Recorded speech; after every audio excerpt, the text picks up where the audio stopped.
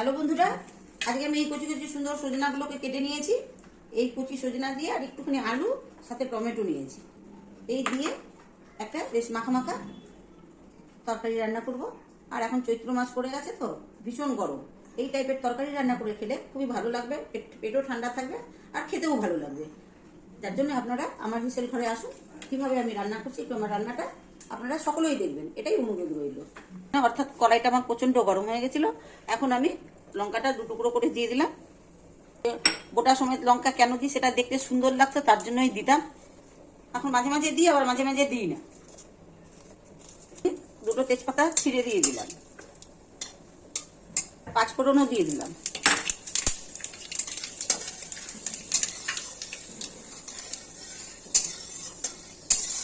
আর এখন আগে আলুগুলো দিয়ে দেবো। পরিমাণ মতো লবণ দিয়ে দিচ্ছি।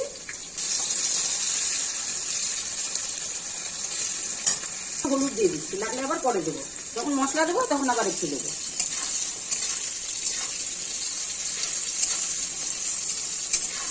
এইভাবে আলুটাকে একটু ভাজলে পরে আলুর মধ্যে একটা গন্ধ থাকে, তো সেই গন্ধটা লাগবে না।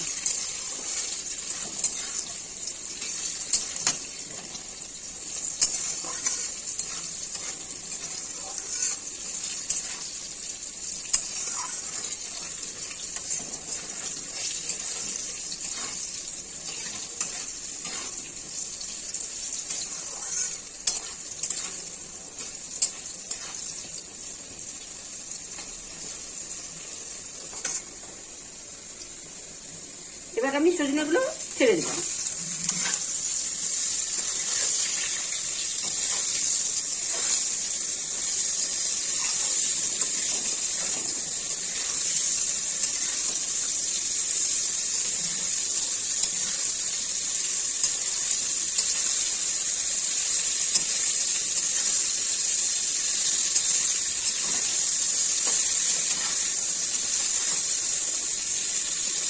একটু ভালো করে সজনাটাকে ভাজলে পরে ভালো লাগবে, সেন্টও ভালো হবে।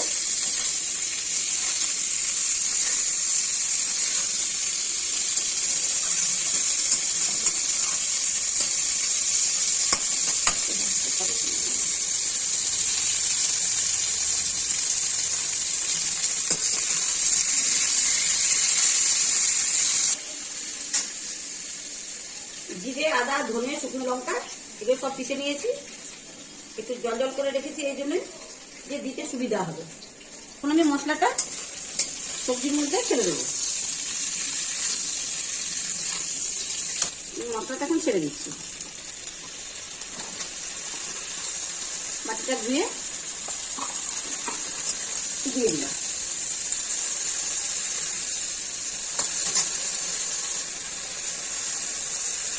যতটা হলুদ দিয়েছিলাম সেই হলুদেই হয়ে গেছে, আর হলুদ দিতে হবে না।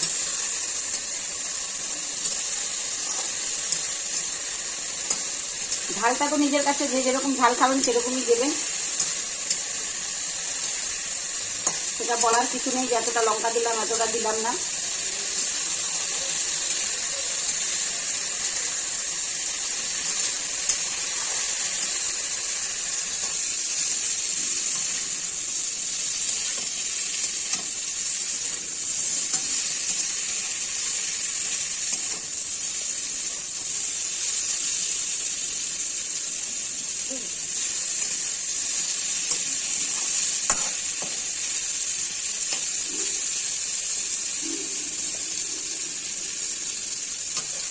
এবার মশলা ভাজা হয়ে গেছে আমার।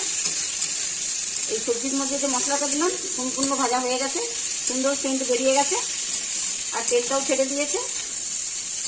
যতক্ষণ না টমেটো দেবো ততক্ষণ তো ঠিক ভালো করে বোঝা যাবে না, কারণ এখন টমেটোটা দেবো না, এই জন্যই যে সজনাগুলো শক্ত শক্ত থেকে যাবে, সেটা খেতে ভালো হবে না, কারণ টমেটোর মধ্যে টক থাকে। এটা জল দিয়ে যখন সেদ্ধ হয়ে আসবে, 3 ভাগ সেদ্ধ হয়ে যাবে, তারপরেই টমেটোটা দেবো। এখন আমি জল দিয়ে দিচ্ছি।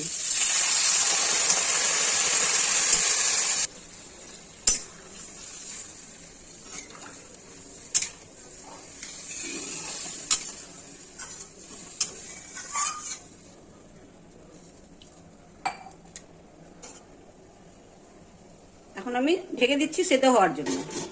এখন ঢাকনাটা তুলে দেখালাম,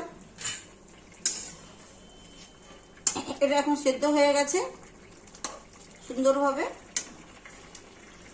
সেদ্ধ হয়ে গেছে। এখন আমি এই টমেটোগুলো দিয়ে দেবো, তাহলে একটু আস্তে আস্তেও থাকবে।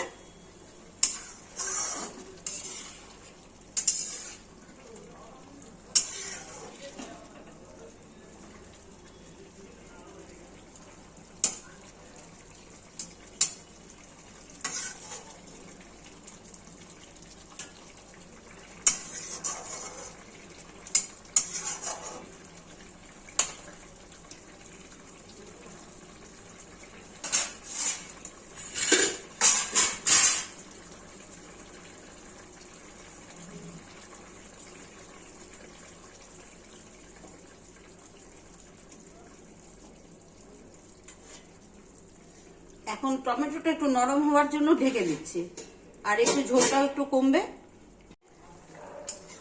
দেখেন, একটু সময় দিয়ে করতে হয়, তবে এই তরকারি খেতে ভালো লাগবে।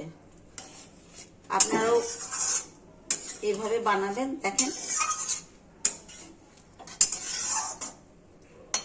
খুব সুন্দরভাবে সেদ্ধ হয়ে গেছে।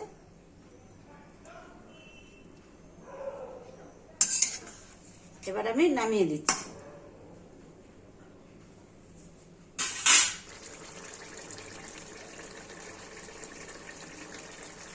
তাহলে আমি এখন তরকারিটা নামিয়ে দিই, হয়ে গেছে।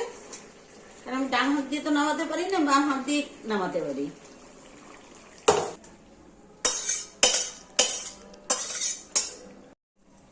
টমেটো, আলু, সজনা দিয়ে রান্না করলাম তরকারিটা। আপনাদেরকে সবই বললাম রান্না করার সময়, কিভাবে রান্না করলাম আপনাদেরকে দেখালাম। আর এভাবেই একবার রান্না করে খেয়ে দেখবেন কেমন লাগছে খেতে, তারপরে বুঝতে পারবেন। তো যাই হোক, লাইক করবেন, শেয়ার করবেন, সাবস্ক্রাইব করবেন, সাথে থাকবেন, কমেন্ট লিখবেন। আর আপনারা সাথ না দিলে কাকে সাথ দেবেন? শুধু যারা বড় বড় ক্রিয়েটর ওদেরকে সাথ দেবেন, ছোটদেরকে সাথ দেবেন না? অবশ্যই দেবেন। নমস্কার।